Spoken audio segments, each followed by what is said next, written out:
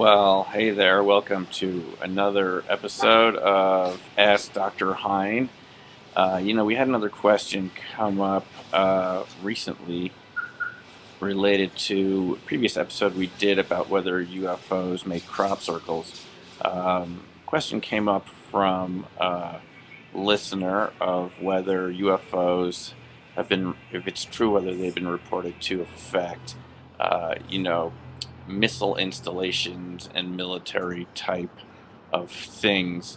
And, there actually are a lot of accounts where we have, unexplained objects and lights over different types of military installations. If you do a little research, I think you'll find that there have been a number of cases, especially, we know about the one in Montana in 1967.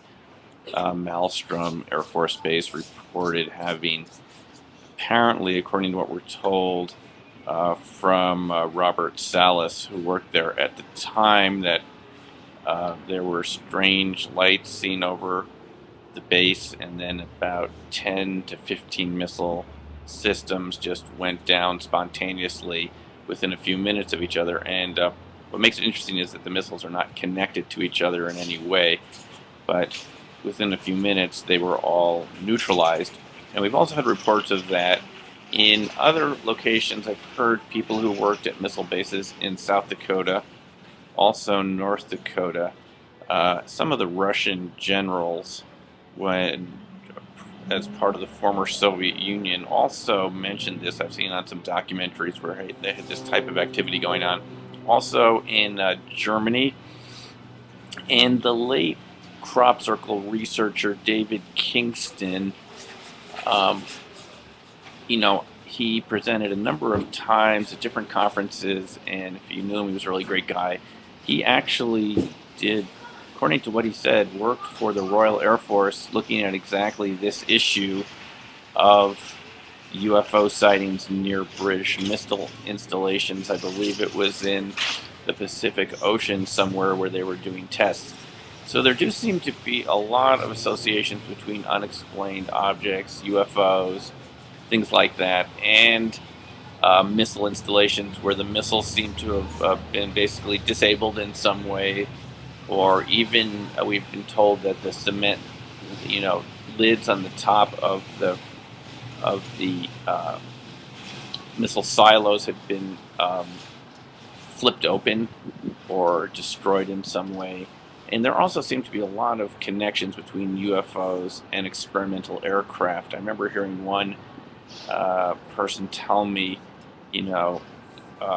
at a conference that he worked in his dad had worked in at the time, an experimental aircraft facility during World War II, and one day when they came into work, there was some unexplained light flying around the ceiling, around this, in and around this new airplane that they were working on. I forget which one it was, but it was new at the time, and they couldn't even get it. They tried to throw things at it, and eventually just went right through a wall. So there's also that video of a strange ball of light near one of the space shuttles on the Cape Canaveral launching pad, and you might have seen that video of a test flight of the Concorde with something moving around it. I mean, some people have suspected, that it was a UFO, though. The official explanation was that it was a mistake in the film or something like that. So we really have a long kind of history of strange happenings around experimental aircraft. You remember the Foo Fighters back in World War II, that pilots both sides of the war reported these near their aircraft. I don't think they ever reported any direct contact with them.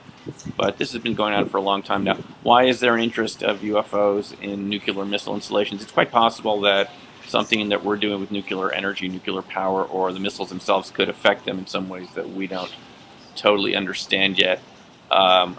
Nuclear energy is a very powerful thing, so maybe it affects them in some ways that they're interested in, or maybe they're interested, as we're told, in disabling our nuclear weapons systems. In any case, it's a really great question, and I encourage you to do your own research on the topic. And thanks a lot, and we'll see you in the next episode of Ask Dr. Hein.